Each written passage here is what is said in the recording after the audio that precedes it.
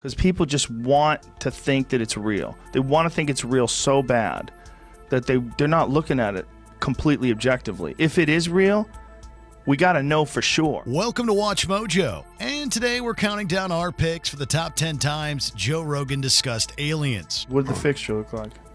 Kind of like that, only much larger. There are bad things that look like elves that have horns when they show you who they really are.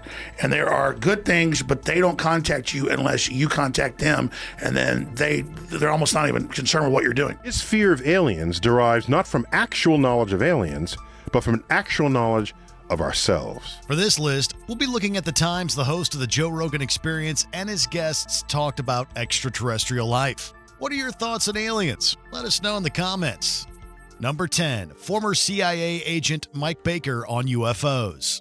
It's always riveting hearing from someone with state secrets in their pocket. If that's up your alley, Mike Baker is a reason to tune into the podcast. Because whether you're talking about hypersonic aircraft or missiles or whatever it is, there's some stuff that needs to be kept off the radar screen because there is a tremendous competition going on right now, particularly for things like control of space. As a covert field operations officer, Baker worked in counterterrorism and counter-narcotics before leaving the CIA for the private sector over 20 years ago. So naturally, Rogan demanded answers about UFOs. Do you think there are any credible stories, whether it's from Commander David Fravor, yeah, who saw that Tic Tac vehicle off the coast of San Diego, or whatever video? Yeah. If I had to point to one, I would say Fravor. In a rambling reply, Baker mentioned that some might be experimental craft, while others are harder to explain. I think there's a high possibility that that there's, yes, I do think that, but at the same time, then I also question sort of the way that's great. If some alien life force with amazing technology that we can't even fathom right now comes to visit us, then what the hell are they doing? Either he doesn't actually know if there are aliens out there, or, as many fans claimed, he's just using CIA mind tricks on us. Number 9, Neil deGrasse Tyson on Stephen Hawking's warning. When astrophysicist Neil deGrasse Tyson and Joe talk about aliens, the discussions are always fascinating. In one such meeting, they discussed Stephen Hawking's warning that any alien visitors might have ill intentions. He is worried about the possibility of aliens enslaving us based on the reality that we've done that to ourselves. Tyson analyzed this fear in terms of Earth's own history of colonialism, but also expressed his hope that extraterrestrials might not be like us. So it has been argued sociologically that the very act of wanting to colonize is self-limiting against successful colonization of the galaxy. Because to colonize the galaxy, it has to be done in an organized way. All right, you take this sector, I take this sector, but if I want territory and I want it now, and my kids want it now, I want that territory. It could be, Tyson hypothesized, that an oppressive, aggressive civilization would not be able to colonize the galaxy, as their methods would invite hostility and violence. It helps that Neil can speak quite dramatically, making whatever topic he talks about more entertaining to listen to. So it may be that the very kind of civilization that could peacefully colonize a galaxy is not the kind of civilization that would colonize the galaxy at all. Oof, that's heavy. Very heavy. Number 8, physicist Brian Cox talks about alien biology.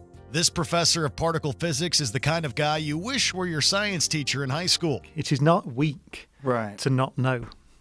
It's actually natural not to know. Brian Cox is somewhat of a rare breed, as he can articulate complex ideas and condense them into easily digestible chunks. He breaks down how life in space could work, from actual creatures down to bacteria and organisms on asteroids. Is this something you think about? Yeah, I think there must be.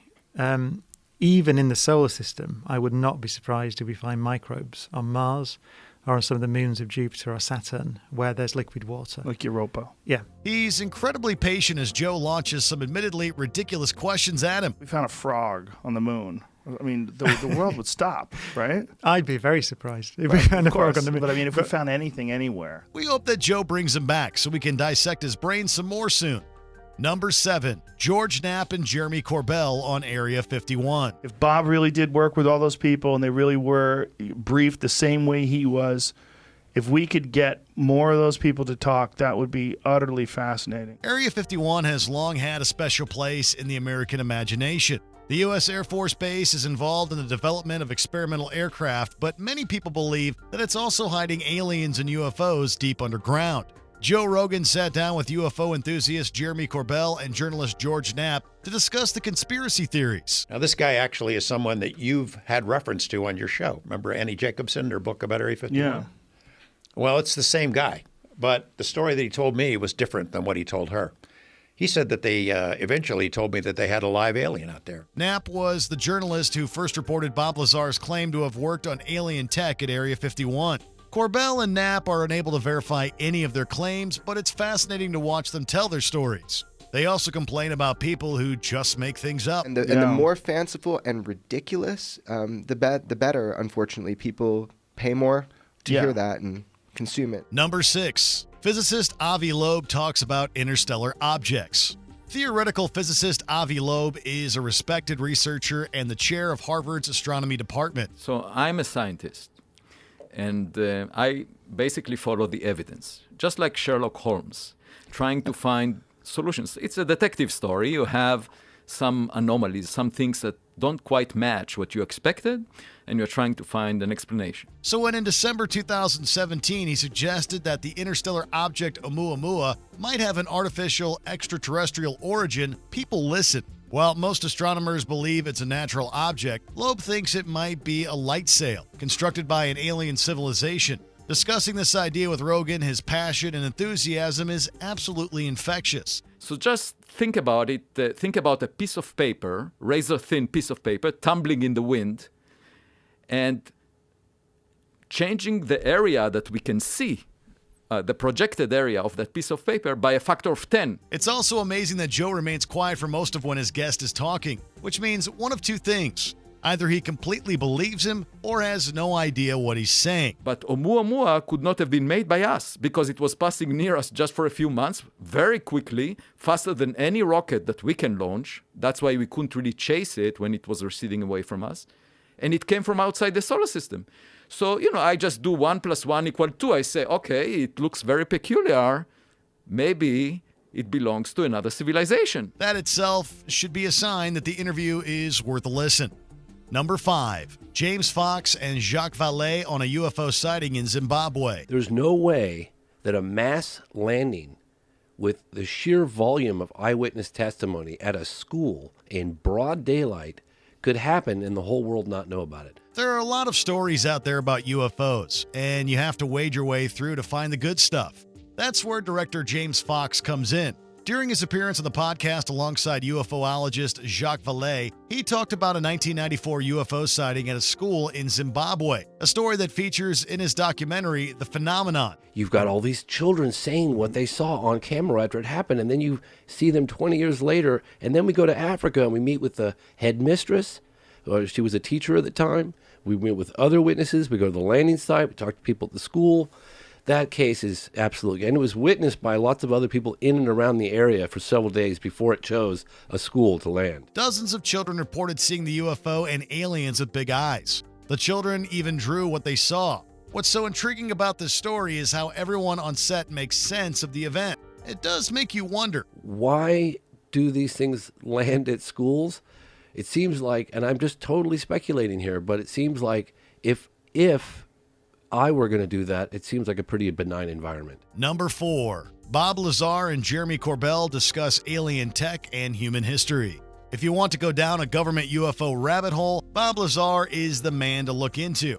He claims that he was hired to work at Area 51 to reverse engineer extraterrestrial technology. And it was in the demonstration of the reactor working where it caught my attention to where this is technology that doesn't even exist. He's a controversial figure because his supposed universities and workplaces have said they've never heard of him. Despite this, he's amassed a lot of support from conspiracy theorists with his claims about antimatter, force fields, anti-gravity waves, and alien involvement in history. All that stuff that's in science fiction becomes reality if you have a machine that can make gravity.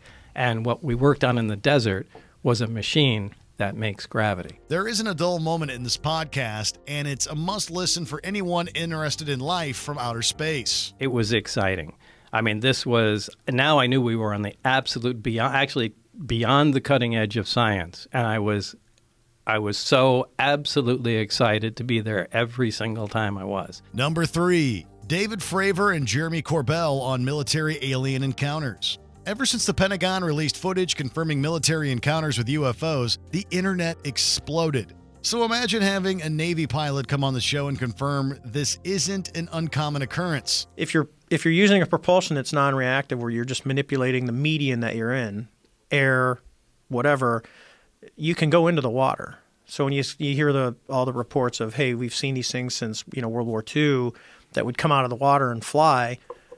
If you have a technology like this, as long as the object is sealed where you're not going to get water inside of it, there's nothing that says you can't do that. Commander David Fravor dives deep into a wide variety of strange happenings, including underwater UFO sightings, the Tic Tac UFO encounter, aliens and paintings, and even misinformation within the communities exploring these strange phenomena. So that's what you're starting to see is people that, very credible. They're not crazy. They're not making stuff up, but they're coming out and going, hey, I've had these experiences. And I've got a lot of that from over the last 2 years where people just find my email and send me stuff saying, hey, this happened to me or I saw this. Joe hits David with question after question, making for one of the most stimulating and clipped episodes on the show. I look up and go, well, if we're the only ones around everything I'm looking at, it's a pretty sad place. It's a pretty lonely universe. Number 2, Travis Walton on his alien abduction. Travis Walton's story of being abducted in 1975 while working as a lumberjack created a media sensation,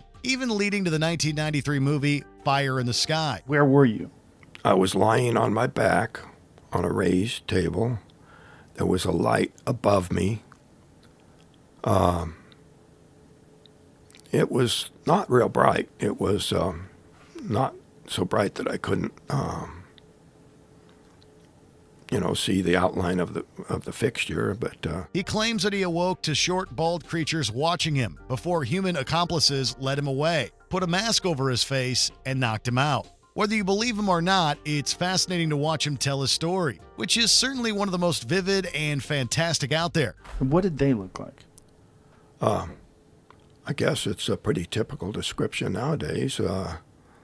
Very large eyes, hairless.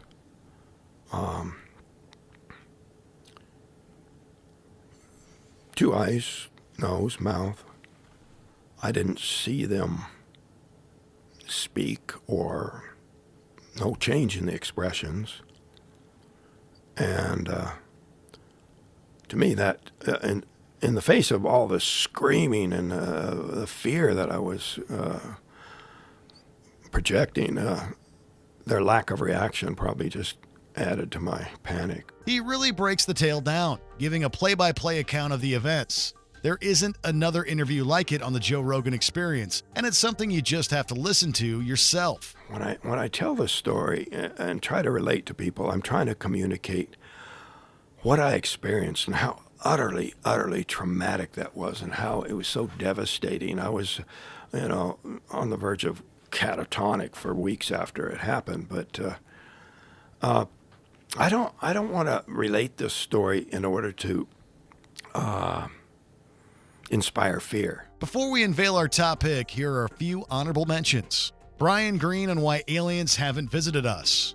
This physicist has an interesting theory as to why aliens wouldn't drop by. But the answer to that could be quite straightforward. Nobody out there cares about us because we're so ill-developed. We're so young on the cosmic scene that there's nothing interesting for them to find here on planet Earth. So to me, there's a natural explanation for why there can be other life out there, and yet they don't hang out around planet Earth, just the way we don't hang around an anthill to try to have a conversation with, what's going on inside that particular structure. Tim Poole going deep on UFOs. Tim and Joe get funny while they discuss UFO facts. What if you've actually met a decoy person? You couldn't tell the difference. Maybe it's you, bro. Maybe it's me. That's right. And that's why you're able to work so much. Oh, yeah, I'm a robot. You don't get tired. Alex Jones on aliens and Nazis. Some of these theories are better than the craziest sci-fi movies. So you go back thousands of years, Merlin, the archetypal, or these magicians or these wizards are taking drugs in these temples and interfacing with these palantirs, these crystal balls, which aren't really crystal balls. It's their psychic focus of an interdimensional connection while they're on drugs, looking into glass, to then be able to see the future and understand what's happening, to give them temporal power over this planet. Joey Diaz on the New Jersey UFO phenomenon. Rogan and Diaz could talk about anything and make it entertaining. I know for a fact that in 1975 and 1976, you could check me out on this. A UFO landed in Hudson County Park. I was a kid, and the next day the feds locked off the park. They had yellow tape. They had samples. Go look it up. Tom DeLonge explains his UFO obsession. The Blink-182 singer gives his thoughts on UFOs. What I believe crashed at Roswell was, I believe it was German from Argentina, but it had hallmarks and technology based on alien technology. So we put out a story saying it's alien, and then we put out a story saying it's a weather balloon. But the real thing it was, we didn't want anyone to guess, and that's why we put those two things out there. Before we continue, be sure to subscribe to our channel and ring the bell to get notified about our latest videos. You have the option to be notified for occasional videos or all of them. If you're on your phone, make sure you go into your settings and switch on notifications. Number 1, Christopher Mellon on UFOs. When did you get interested in the subject of UFOs? This interview wasn't just exciting, it was important. As the former Deputy Assistant Secretary of Defense for Intelligence in the late 90s and early 2000s, Christopher Mellon once had access to a lot of information. Do you feel like this is a politically risky thing to discuss, especially to discuss like in serious terms? Like, do you believe in these things? Like, what are they? What do we know? Was that an issue? Absolutely.